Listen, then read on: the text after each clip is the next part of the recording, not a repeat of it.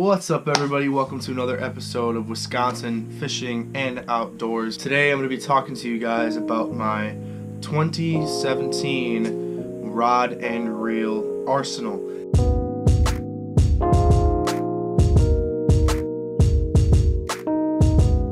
And I'm going to be doing something a little bit different. I'm filming this totally from my GoPro because my other camera's acting a little bit funky. I filmed outside a little bit earlier today. It's super cold. It's probably about 20 degrees, so I think that might have had something to do with it, but it's going to be off the GoPro. Let me know what you guys think. I've got 7 rods to talk to you guys about today. So the first rod and reel that I've got for you guys today is my reaction fishing setup. This is a Quantum GraphEX, I believe that's how you pronounce it. It's a 6.6, just basically, I think it's a medium, just a medium action, real soft tip. I've got a little jerkbait on there right now, and I've paired this rod with a Daiwa Lexa 100H. I know that might be a little bit, in terms of price difference, I think this rod is about, I think it retails for around $50. I got it for about $25 at Fleet Farm, just local, basically a local tackle store here in Wisconsin, and this reel I think this reel retails for about $115. So obviously I didn't pay that much. I don't really like to pay anything over $100 for any of my fishing equipment. This is my reaction fishing setup. This reel is a 6:0:1 in the 6:0:1 gear ratio of the Daiwa Lexa, I believe. That or it's 6:2:1. But for reaction fishing, especially for jerkbaits, you want something that's a little bit faster. So like 6:2:1, 6:0:1, or even up into the 7s.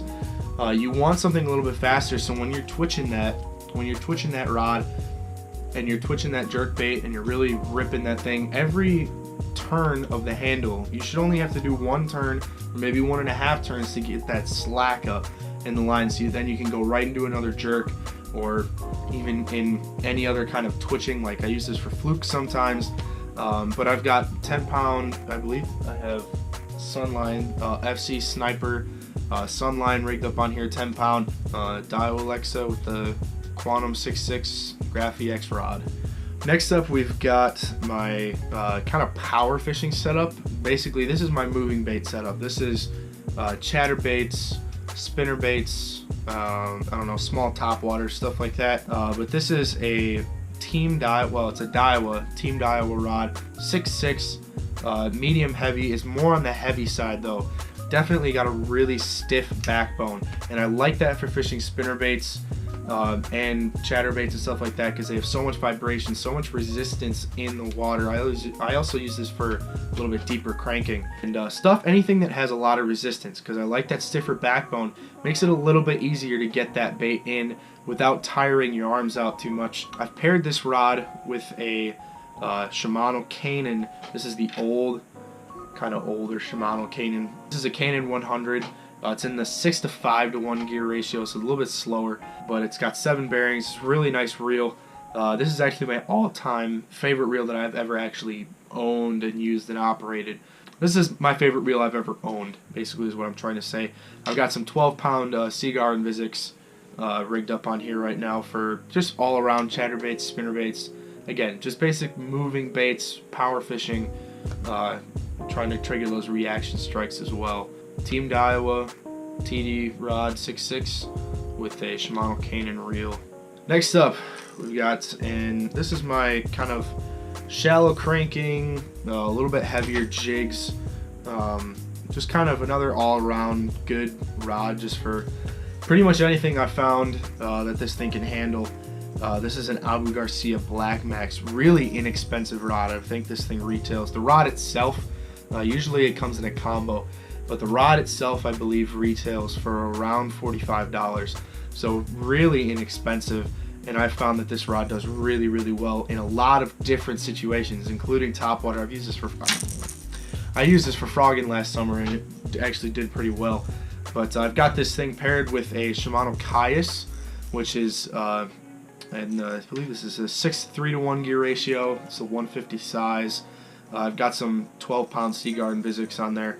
Again, this is my kind of all-around setup. This reel is more geared towards casting lightweight, so you can definitely, I mean, it's a 7-foot rod, so you can definitely use this for casting like plastics even. I've used this for casting Texas rigs. Again, small crankbaits. It really lets those crankbaits fly. This reel is awesome. And the rod's awesome. I've never had any complaints about this setup. I did have one eyelet pop out last summer, but very easily replaceable. And the parts for these rods are really cheap, so definitely a good beginning setup, especially on the price side. This reel is only $80. It's Shimano, I believe. It's their cheapest. It's definitely their cheapest new bait caster that they came out with. This actually came out at iCast last summer. Definitely a great reel for the money. Fantastic reel for the money, as usually Shimano is. But definitely great rod for the money. Good combo for the money. You can easily get this combo for under $100 if you really look hard on eBay and stuff like that. Good all-around setup. The Garcia BlackMax 7-foot medium heavy, and the Shimano Caius 6-3-1 reel. Oh god. We've got the big boy of the lineup here. This is my frogging, flipping, big, heavy duty stick. This is my number 8 Tackle Hellbent 7.9. It's a heavy, but I would call it an extra heavy. I mean, look at the size of that blank. I've got a little pad crasher on there right now, just kind of getting ready for frogging. I know it's a little optimistic, but this is paired with a Shimano Caenan. This is the new Caenan model. I love that red and black color. It's a sick reel. I used it for jerkbaits a little bit earlier when it was a little bit warmer up here in Wisconsin, and it did pretty well. But I've got some 50-pound PP on there right now, Power Pro. 50-pound PP, zero impact. This is in the 7:2-to-1 gear ratio, so perfect for frogging, perfect for jerkbaits, anything where you need a good amount of inches on each crank. This is the 150HG model Caenan, and it's just a good, this rod especially is a good beginning frogging rod for sure. I actually had one of these last summer. I was using a friend's, and the tip broke, and we actually cut 2 inches off the top to make it like a 7.7, and it works just fine. So it's definitely a very durable rod. I know I just said the tip broke, but this one hasn't broken on me yet, so but I like it. It's definitely cheap. I think these were on blowout on Tackle Warehouse when I got it for like $55 or something like that. They retail for about $100, but you're not going to pay that much for one. This reel, I believe, retails for $100 as well, but again, you can look hard.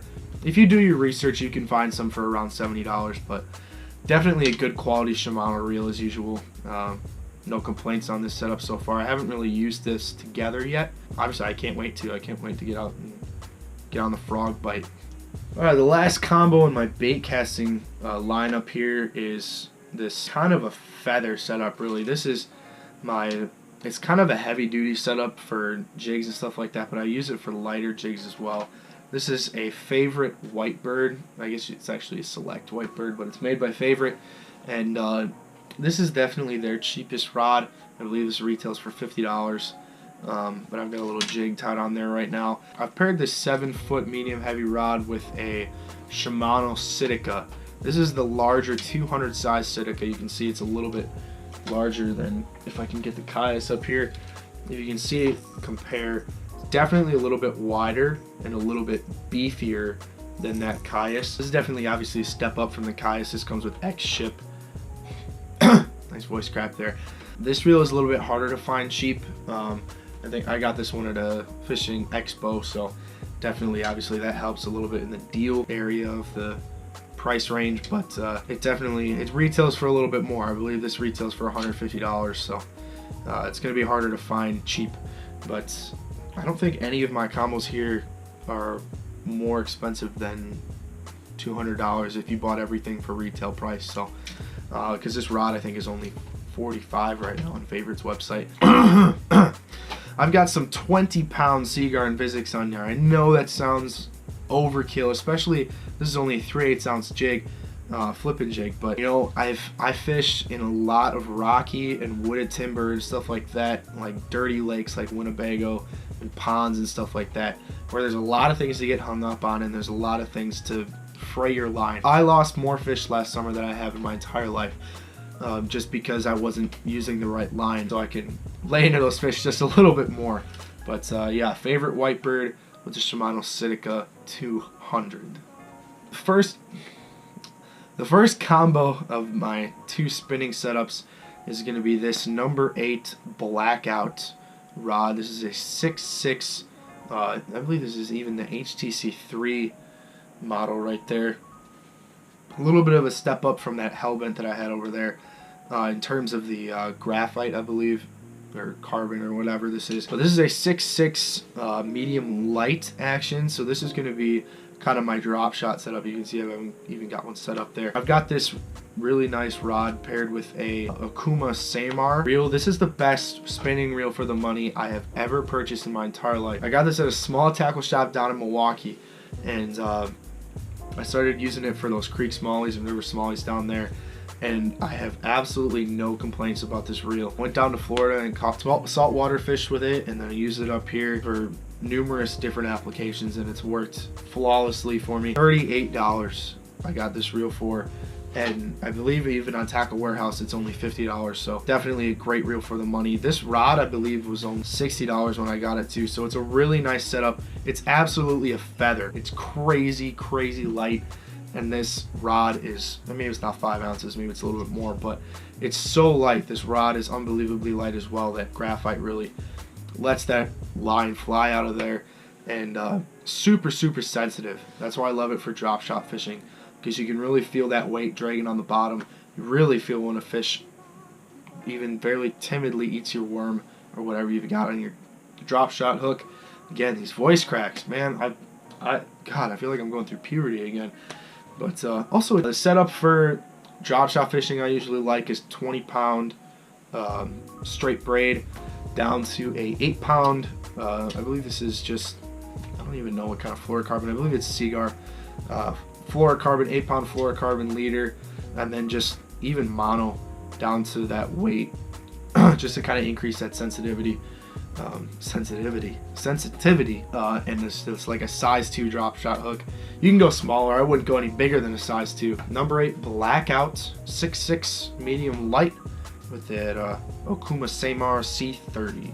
And last but certainly not least, we have this gem right here. This is a Daiwa AirdX rod with a Shimano Sedona 2500 FE reel. This is the new Sedona model. I'm absolutely in love with this reel. I just got it. I haven't even put it on the water yet. Haven't tested it out at all. Haven't done any casting practice, but I'm already in love with this reel. Even just reeling it, just right when I got it out of the package, it is insanely smooth. It's just incredible what a nice, good quality spinning reel does, and it just kind of looks sick. I love the way that kind of looks like it's a dial from like a fighter jet or something. But this rod is also a pretty good rod. It's a, like I said, it's an AirdX medium light. It's a 7.2, so it's a little bit longer. So this is going to be kind of a little bit of on the heavier side of the finesse. So like Texas rigs, stuff like that. Shaky heads. I got a little shaky head on there right now. It's going to be a little bit on the heavier side of the finesse range. So wacky worms, probably not. Weighted wacky worms, yes. Anything that kind of has a weight, probably use this for. It's got a real sensitive tip, so you can definitely feel those strikes. A little bit stiffer backbone than that Blackout rod. So I was kind of looking forward to use this for trout next time we go down to the Milwaukee Harbor. I think it'd be really good. Louis likes using those little bit shorter rods, but I'm really interested to see what this big 7.2 does. So that's the last. Well, I've got basically the same deal, 20-pound PP down to an 8-pound fluorocarbon leader. That's basically finesse for me. I always love doing that. So gotta have that leader on there, especially if you're fishing around any kind of abrasion stuff that can fray your braid. But yeah, the Daiwa AirdX with the Shimano Sedona 2500 FE. So that's all for today's video, guys, pretty much. I just wanted to show you the rods and reels that I'm going to be using for the 2017 season, like tournaments and stuff like that. But hopefully I'll be cranking out some actual fishing videos in the next couple weeks here. I'm probably heading back up north to do some fishing. We went last weekend, it wasn't very good. So thank you guys so much for watching, and we'll see y'all next time in Wisconsin Fishing and Outdoors. Keep on.